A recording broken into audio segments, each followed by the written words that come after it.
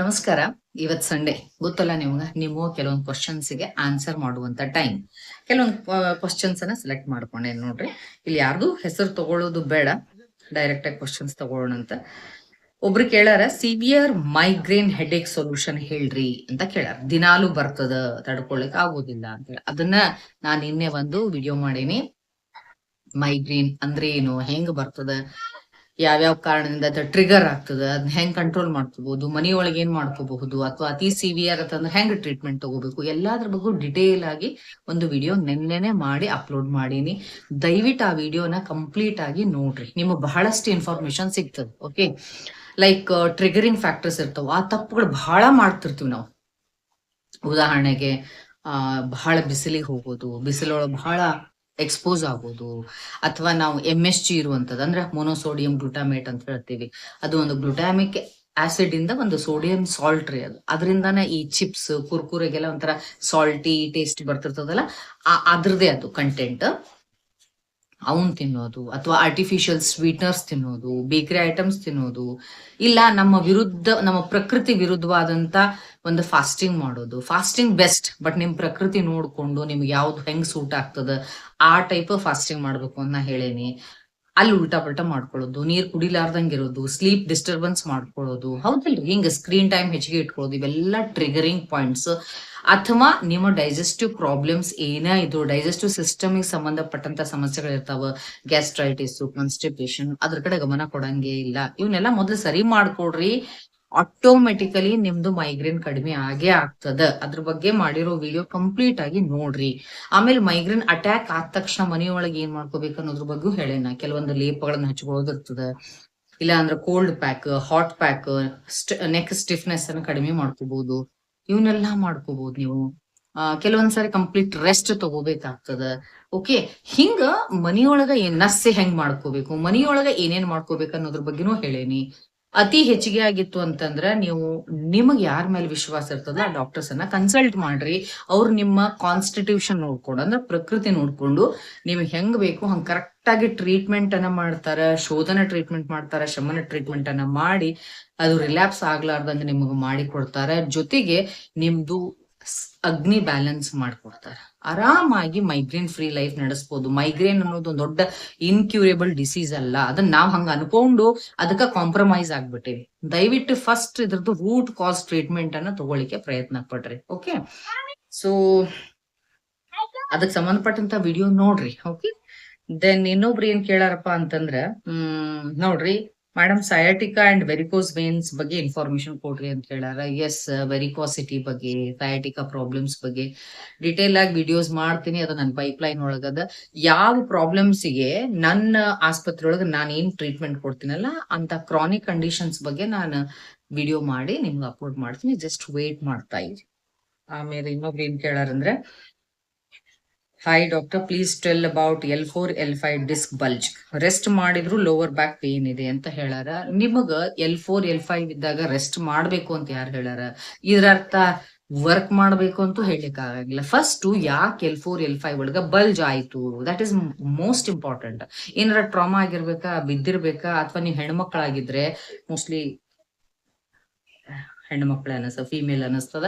Okay, ಇದು ನೋಡ್ಲಿಕ್ಕತ್ರ ಆಸ್ಟಿಯೋಪೊರೋಟಿಕ್ changes ಆಗಿರ್ಬೋದು, ಬೋನ್ condition ಹೆಂಗದ, ಯಾಕೆ ಆಯ್ತು, ಬಲ್ಜ್ ಯಾಕೆ ಆಯ್ತು, ಇದನ್ನೆಲ್ಲ ಪ್ರಾಪರ್ ಡಾಕ್ಟರ್ಸು ಡಯಾಗ್ನೋಸ್ ಮಾಡಿ ಅದಕ್ಕೆ ತಕ್ಕಂತ ಎಕ್ಸಸೈಸಸ್ ಅನ್ನ ಹೇಳ್ಬೇಕು, ವ್ಯಾಯಾಮಗಳನ್ನ ಹೇಳ್ಬೇಕು, ಪ್ರಾಣಾಯಾಮವನ್ನ ಮಾಡ್ಬೇಕು, ಸ್ಟ್ರೆಸ್ ಕಡಿಮೆ ಮಾಡ್ಕೋಬೇಕು, ಕರೆಕ್ಟ್ ಮೆಡಿಸಿನ್ಸ್ ಅಂತ ತಗೋಬೇಕು. ಸಾಧ್ಯ ಆದ್ರೆ ನಮ್ಮಲ್ಲಿ ನಮ್ಮ ಸಿಸ್ಟಮ್ ಒಳಗೆ ನಾವು ಪಂಚಕರ್ಮ ಟ್ರೀಟ್ಮೆಂಟ್ ಒಳಗೆ ಬಸ್ತಿ ಚಿಕಿತ್ಸೆನ ಕೊಡ್ತೀವಿ. ಎಕ್ಸಲೆಂಟ್ ರಿಸಲ್ಟ್ ಅನ್ನ ನಾವು ಕೊಡ್ಬೋದು. ಓಕೆ, ನೀವು ಕನ್ಸಲ್ಟ್ ಮಾಡ್ರಿ, you can take a treatment. ಆರಾಮಾಗಿ ಇದನ್ನ ಮಾಡ್ಬೋದು. ಅಥವಾ ನಿಮ್ಮ ಹ್ಯಾಬಿಟ್ಸ್ ರಾಂಗ್ ಇರ್ಬೋದು. ಸಮ್ಟೈಮ್ಸ್ ನಿಮ್ ಕುತ್ಕೊಳ್ಳೋ ಸ್ಟೈಲು ಅಥವಾ ಮಲಗೋ ಸ್ಟೈಲು ರಾಂಗ್ ಇರ್ಬೋದು. ಅದೇನ್ ಬ್ಯಾಕ್ ಬೋನ್ ಕರ್ವೇಚರ್ ಇರ್ತದಲ್ರಿ, ಅದನ್ನ ಸ್ಟ್ರೈಟನಿಂಗ್ ಮಾಡ್ಕೊಳ್ಳುವಂಗ ಉಲ್ಟಾ ಪಲ್ಟಾ ಮಲ್ಕೊಂತಿರ್ತಾರ. ಬ್ಯಾಕ್ ಬೋನ್ ಮೇಲೆ ಪ್ರೆಷರ್ ಹೆಚ್ಚಿಗೆ ಆಗುವಂಗೇನೋ ಮಾಡ್ತಿರ್ತೀರಿ. ಅವುಗಳನ್ನೆಲ್ಲ ನೀವು ಡಾಕ್ಟರ್ಸ್ ಅನ್ನ ಕನ್ಸಲ್ಟ್ ಮಾಡಿ ಸರಿಯಾಗಿ ಅದಕ್ಕೆ ಒಂದು ಗೈಡೆನ್ಸ್ ತಗೊಳ್ರಿ, ಟ್ರೀಟ್ಮೆಂಟ್ ತಗೊಳ್ರಿ, ಆರಾಮ ಆಗ್ತದೆ. ಬಟ್ ಸ್ಟಿಲ್ ಅದ್ರ ಬಗ್ಗೆನೂ ಕೂಡ ನಾನು ಇನ್ ಕಮಿಂಗ್ ಡೇಸ್ ಒಳಗೆ ವಿಡಿಯೋ ಮಾಡಿ ಅಪ್ಲೋಡ್ ಮಾಡ್ತೇನೆ. ಓಕೆ, ನೆಕ್ಸ್ಟ್ ಇನ್ನೊಬ್ರು ಏನ್ ಕೇಳಾರಂದ್ರ, ನಾವು ಎದ್ದ ತಕ್ಷಣನೇ I take Thyronorm tablet, so should I do oil pulling before taking tablet ಅಂತ ಕೇಳ್ಯಾರ. ನಾವು ಆಯಿಲ್ ಪುಲ್ಲಿಂಗ್ ಮಾಡೋ ಉದ್ದೇಶನೇ ಒಳಗ ಓವರ್ಲೋಡೆಡ್ ಬ್ಯಾಕ್ಟೀರಿಯಾನ ಹೊರಗೆ ಹಾಕೋದು. ಅಂದ್ಮೇಲೆ ನೀವ್ ಎದ್ದು ಹಲ್ ಬ್ರಷ್ ಮಾಡಿ ಥೈರಾಯ್ಡ್ ಟ್ಯಾಬ್ಲೆಟ್ ತಗೊಂಡ್ಮೇಲೆ ನೀವು ಆಯಿಲ್ ಪುಲ್ಲಿಂಗ್ ಮಾಡಿದ್ರೆ ಏನೂ ಯೂಸ್ ಇಲ್ಲ. ನಾವು ಅದಕ್ಕೆ ಪ್ರಿಫರೆನ್ಸ್ ಏನ್ ಹೇಳ್ತೀವಿ ಅಂದ್ರ, ಪ್ರಿಫರೇಬಲಿ ನೀವು ಎದ್ದ ತಕ್ಷಣನೇ ಏನೂ ಮಾಡೋಕ್ಕಿಂತ ಮುಂಚೆ ಆಯಿಲ್ ಪುಲ್ಲಿಂಗ್ ಅನ್ನ ಮಾಡ್ಬೇಕು. ಮಾಡಿ ನೋಡ್ರಿ, ರಿಯಲಿ ಇದು ಏನಪ್ಪಾ ಅಂತಂದ್ರ ಬಹಳ ಫ್ಯಾಂಟಾಸ್ಟಿಕ್ ರಿಸಲ್ಟ್ ಕೊಡುವಂತ ಒಂದು ಪ್ರೊಸೀಜರ್ ಇದು. ಓಕೆ, ಇದನ್ನ ಕರೆಕ್ಟ್ ಆಗಿ ಮಾಡಿ ನೋಡ್ರಿ, ಡೆಫಿನೆಟ್ಲಿ ನಿಮಗ ಒಳ್ಳೆ ರಿಸಲ್ಟ್ ಬರ್ತದ. ಡೇ ಬೈ ಡೇ ನಿಮ್ಮ ಬಾಡಿ ಒಳಗ್ ಆಗೋ ಚೇಂಜಸ್ ನಿಮ್ಗ ಗೊತ್ತಾಗ್ತಾವ್. ನೀವೇ ಆಮೇಲೆ ಕಮೆಂಟ್ ಒಳಗ್ ಬಂದ್ ಹೇಳ್ತೀರಿ. ಇವೆಲ್ಲ ಹೆಂಗಂದ್ರೆ ಕರೆಕ್ಟ್ ಆಗಿ ಕನ್ಸಿಸ್ಟೆಂಟ್ ಆಗಿ ಮಾಡ್ಕೊಂತ ಹೋದಾಗ ಮಾತ್ರ ಒಳ್ಳೆ ರಿಸಲ್ಟ್ಸ್ ಅನ್ನ ಪಡಿಬಹುದು. ಎಸ್, ನೀವೇನು ತಗೊಳಕ್ಕಿಂತ ಮುಂಚೆ ಮಾಡ್ಬೇಕು, ಎದ್ದ ತಕ್ಷಣ ಮಾಡ್ಬೇಕು. ಇನ್ನೊಬ್ರು ಕೇಳಾರ ಉಷಾಪಾನದ ಬಗ್ಗೆ ಹೇಳಿ ಮೇಡಮ್ ಅಂತ ಹೇಳಾರ. ಮಾಡ್ತೀನಿ ಅದ್ರ ಬಗ್ಗೆ, ಈಗ ವೆರಿ ಶಾರ್ಟ್ಲಿ ವಿಡಿಯೋ ಬರ್ತದ, ವೇಟ್ ಮಾಡ್ಕೋತೀರಿ. ದೆನ್ ಇನ್ನೊಬ್ರು ಏನ್ ಹೇಳಾರಪ್ಪ ಅಂತಂದ್ರ, ಓಕೆ, ರೈಟ್, ಓಕೆ, ಹಾ, ಬಹಳ ಜನ ಕೇಳ್ತೀರಿ ಆಯುರ್ವೇದಿಕ್ ಹಾಸ್ಪಿಟಲ್ ಅಡ್ರೆಸ್ ಹಾಕ್ರಿ, ನಿಮ್ ಹಾಸ್ಪಿಟಲ್ ಎಲ್ಲೈತಿ ಅಂತೇಳಿ ಬಹಳ ಜನರ ಕ್ವಶನ್ ಇರ್ತದ. ಕಾಂಟ್ಯಾಕ್ಟ್ ನಂಬರ್ ಹಾಕ್ರಿ ಅಂತೇಳಿ. ನಾನ್ ಈ ವಿಡಿಯೋ ಶುರು ಮಾಡ್ತಿದ್ದಂಗನೆ ನನ್ನ ಹೆಸರಿನ ಕೆಳಗಡೆ ಒಂದು ಕಾಂಟ್ಯಾಕ್ಟ್ ನಂಬರ್ ಬರ್ತದ.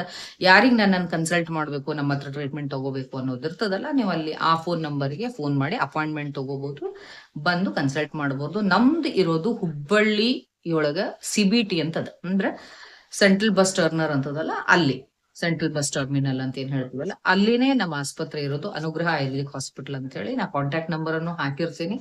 ಯಾರಿಗ್ ಬೇಕು ನೀವು ಅಪಾಯಿಂಟ್ಮೆಂಟ್ ತಗೊಂಡು ಕನ್ಸಲ್ಟ್ ಮಾಡಬಹುದು. ಆಮೇಲೆ ಇನ್ನೊಬ್ರು ಏನ್ ಕೇಳಾರಂದ್ರೆ, ಅಕ್ಕ ಅರಿಶಿಣ ಹೇಗೆ ಹಾಕುವುದು? ನಾನು ಸುಮಾರು 15 ದಿನದಿಂದ ಆಯಿಲ್ ಪುಲ್ಲಿಂಗ್ ಮಾಡ್ತಾ ಇದ್ದೀನಿ, ನನಗೆ ಜಿಯೋಗ್ರಾಫಿಕ್ ಟಂಗ್ ಇದೆ ಅಂತ ಹೇಳಾರ. ಹೋಗುತ್ತಾ ಅಂತ ಕೇಳಾರ. ಆಕ್ಚುಲಿ ಜಿಯೋಗ್ರಾಫಿಕ್ ಟಂಗ್ ಇರ್ತದಲ್ಲ, ಅದು ಸಮ್ ಟೈಮ್ಸ್ ಜೆನೆಟಿಕ್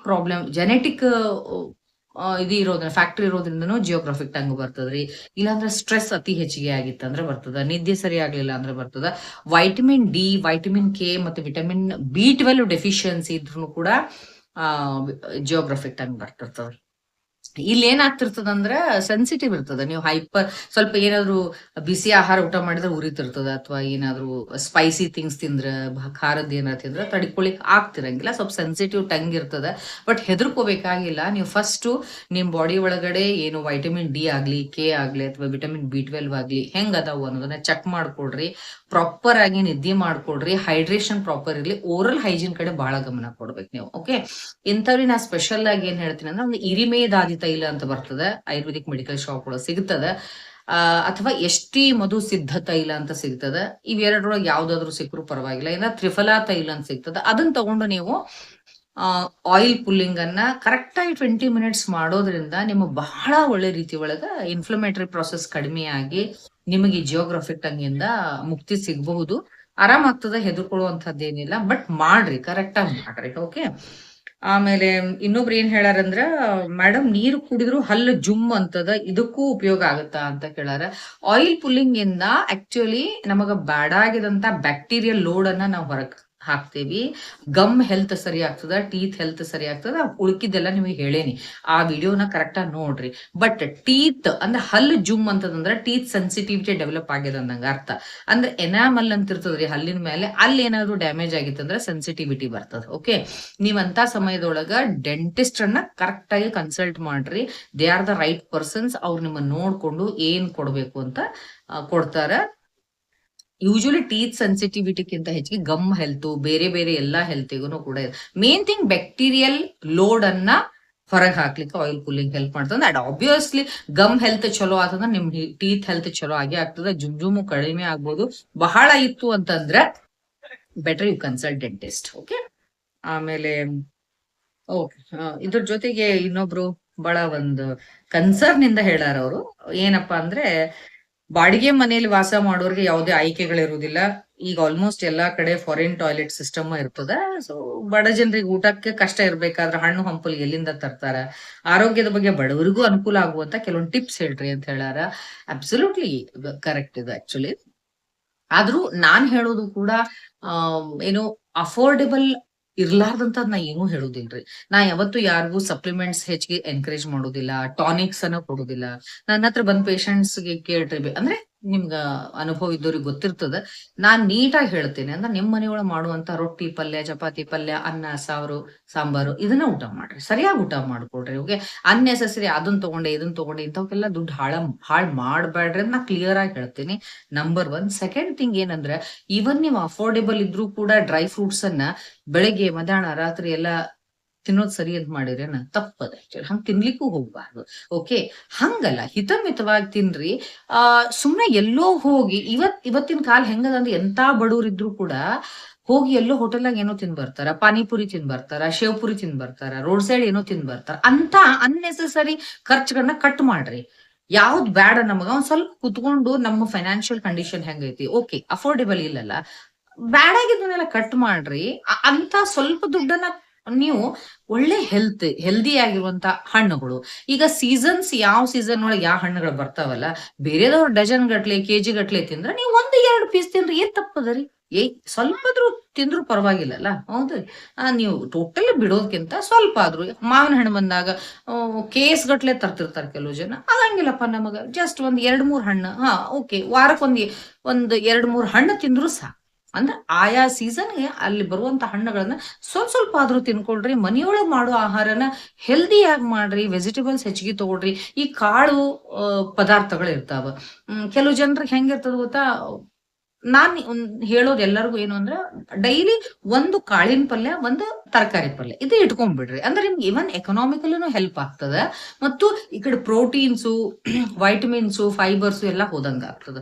ಒಂದ್ ತರಕಾರಿ ಒಂದ್ ಕಾಳನ್ನ ನೀವ್ ಇಟ್ಕೊಳ್ರಿ. ಹಿಂಗ್ ಮಾಡೋದ್ರಿಂದ ಡೆಫಿನೆಟ್ಲಿ ಎಲ್ಲಾ ಕ್ಯಾಟಗರಿಯವರು ತಗೋಬಹುದು. ಆಮೇಲೆ ಬಾಡಿಗೆ ಮನೆಯ ಒಳಗಡೆ ಕಮೋಡ ಹೆಚ್ಚಿಗೆ ಇರ್ತದ ಅಂತ ಹೇಳ್ತಾರ, ಕರೆಕ್ಟ್. ಬಟ್ ಈಗ ಕಮೋಡ್ ಒಳಗ್ ಕುಂತ್ರು ಕೂಡ ಈ ಇಂಡಿಯನ್ ಟಾಯ್ಲೆಟ್ ಒಳಗ ಕುಂದ್ರೋ ಉದ್ದೇಶ ಏನು ಅಂದ್ರೆ, ನಾವು ಆ ಆಸನದೊಳಗ ಮಲಾಸನದೊಳಗ ಕುಂತ್ಕೊಂಡಾಗ ನಮ್ಮ ಮೊಣಕಾಲು ಹೊಟ್ಟಿಗೆ ಹಿಂಗ ತಾಗೋದ್ರಿಂದ ಇಂಟೆಸ್ಟೈನ್ ಸ್ಕ್ವೀಸ್ ಆದಂಗ ಆಗ್ತದೆ. ಒಂಥರ ಕರೆಕ್ಟ್ ಆಗಿ ಕ್ಲೀನ್ ಆಗಿ ಕೊಲಾನ್ ಕ್ಲೆನ್ಸಿಂಗ್ ಆಗ್ತದೆ. ಅದನ್ನ ನೀವು ಕಮೋಡ್ ಒಳಗೆ ಕುತ್ಕೊಂಡು ಮಾಡ್ಬೋದಲ್ಲ. ಕಮೋಡ್ ಮೇಲೆ ಕುತ್ಕೊಂಡು ಮುಂದೊಂದು ಸ್ಟೂಲ್ ಇಟ್ಕೊಡ್ರಿ, ಕಾಲನ್ ಮೇಲ್ ತಗೊಂಡು ಒಂಚೂರು ಮೊಣಕಾಲನ್ನ ಹಿಂಗ್ ಹೊಟ್ಟಿಗೆ ತಗೊಳ್ರಿ, ಪ್ರೆಸ್ ಮಾಡ್ಕೊಡ್ರಿ. ಅವಾಗ ನೀವು ಪ್ರೆಷರೈಸ್ ಮಾಡೋ ಅವಶ್ಯಕತೆ ಬರುವುದಿಲ್ಲ. ಆಟೋಮೆಟಿಕಲಿ ಇಂಟೆಸ್ಟೈನ್ ಮೇಲೆ ಒಂದು ಪ್ರೆಷರ್ ಬಿದ್ದು ಹಿತಮಿತವಾಗಿ ಪ್ರೆಷರ್ ಆಯ್ತು ಅಂತಂದ್ರ ಪ್ರಾಪರ್ ಆಗಿ ಕೊಲಾನ್ ಕ್ಲೆನ್ಸಿಂಗ್ ಆಗ್ತದ. ನೋಡ್ರಿ, ಮನಸ್ಸಿತ್ತು ಅಂದ್ರ, ಇಲ್ಲ ನಾನು ಆರೋಗ್ಯವಾಗಿರ್ಬೇಕು ಅಂತಂದ್ರ ಹೆಂಗಾದ್ರೂ ದಾರಿ ಹುಡುಕ್ತೇವ್ ನಾವು. ಇಲ್ಲ ಅಂದ್ರ ನೆಪಗಳನ್ನ ಹುಡುಕ್ಲಿಕ್ಕೆ ಶುರು ಮಾಡ್ತೇವೆ. ಹಂಗ್ ಮಾಡ್ಲಿಕ್ಕೆ ಹೋಗ್ಬೇಡ್ರಿ. ನಾನ್ ಅಪ್ಲೋಡ್ ಮಾಡುವಂತ ಎಲ್ಲಾ ವಿಡಿಯೋಸ್ ಒಳಗೂ ಬಹಳ ಸೈಂಟಿಫಿಕ್ ಆಗಿ, ಅಥೆಂಟಿಕ್ ಆಗಿ, ಲಾಜಿಕ್ ಆಗಿ ಇನ್ಫಾರ್ಮೇಶನ್ ಕೊಟ್ಟಿರ್ತೇನೆ ನಾನು. ಯಾಕಪ್ಪ ಅಂತಂದ್ರೆ, ನಾವ್ ಏನ್ ಟ್ರೀಟ್ ಮಾಡ್ತೀವಲ್ಲ ಪೇಷಂಟ್ಸ್ ಗೆ, ಅದೇ ಇನ್ಫಾರ್ಮೇಶನ್ ನಿಮ್ ಜೊತೆ ಶೇರ್ ಮಾಡ್ಕೊಂಡಿರ್ತೇನೆ. ಬಹಳ ಪ್ರಾಕ್ಟಿಕಲ್ ಆಗಿರುವಂತದ್ದು. ಫಾಲೋ ಮಾಡ್ರಿ, ಡೆಫಿನೆಟ್ಲಿ ನಿಮ್ಗೆ ಒಳ್ಳೆ ರಿಸಲ್ಟ್ ಡೆಫಿನೆಟ್ಲಿ ಬರ್ತದೆ. ಬಿಕಾಸ್ ಇಲ್ಲಿ ಬಂದಂತ ರಿಸಲ್ಟ್ ಬಂದದ್ದನ್ನ ನಿಮ್ ಮುಂದೆ ಹೇಳಿರ್ತೇನೆ ನಾನು. ಸೊ ಯಾವ ಪಾಯಿಂಟ್ಸ್ ಅನ್ನು ನೆಗ್ಲೆಕ್ಟ್ ಮಾಡ್ಲಿಕ್ಕೆ ಹೋಗ್ಬೇಡ್ರಿ. ಯಾರು ಫಸ್ಟ್ ಟೈಮ್ ನನ್ನ ಚಾನಲ್ ನೋಡ್ಲಿಕ್ಕೆ ಹತ್ತಿರಲ್ಲ, ದಯವಿಟ್ಟು ಚಾನಲ್ ಸಬ್ಸ್ಕ್ರೈಬ್ ಮಾಡ್ಕೊಳ್ರಿ. ದೆನ್ ವಿಸಿಟ್ ಮಾಡಿ ಬೇರೆ ಹಿಂದಿನ ಎಲ್ಲಾ ವಿಡಿಯೋಸ್ ಅನ್ನ ನೀವು ಸರ್ಚ್ ಮಾಡಿ ನೋಡ್ರಿ. ನಿಮಗ ಒಳ್ಳೊಳ್ಳೆ ಟಾಪಿಕ್ಸ್ ಮೇಲೆ ಒಳ್ಳೆ ಇನ್ಫಾರ್ಮೇಶನ್ 100% ಸಿಗ್ತದೆ. ಓಕೆ, ಲೈಕ್ ಆಯ್ತು ಅಂದ್ರೆ ದಯವಿಟ್ಟು ಲೈಕ್ ಮಾಡ್ರಿ. ಅಂಡ್ ನಿಮ್ ಎಲ್ಲಾ ಹಿತೈಷಿಗಳ ಜೊತೆ ಶೇರ್ ಮಾಡ್ಕೊಳ್ರಿ, ಅವ್ರಿಗೂ ಹೆಲ್ಪ್ ಮಾಡ್ದಂಗ ಆಗ್ತದ. ದೆನ್ ನಿಮ್ಮ ವ್ಯಾಲ್ಯೂಬಲ್ ಕಮೆಂಟ್ಸ್ ಅನ್ನ ಶೇರ್ ಮಾಡ್ರಿ. ಯಾವ ಜೆನ್ಯೂನ್ ಕಮೆಂಟ್ಸ್ ಅನಿಸ್ತವು, ಹೌದಪ್ಪ ಇದು ಅಡ್ಡಿ ಇಲ್ಲ ಅನಿಸ್ತದ, ಡೆಫಿನೆಟ್ಲಿ ಅದನ್ನ ಸೆಲೆಕ್ಟ್ ಮಾಡ್ಕೊಂಡು ನೆಕ್ಸ್ಟ್ ಸಂಡೇ ಅದನ್ನು ತಗೊಂಡು ನಾವು ಇಲ್ಲಿ ಡೌಟ್ ಕ್ಲಾರಿಫಿಕೇಶನ್ ಅನ್ನ ಮಾಡಿ. Thank you.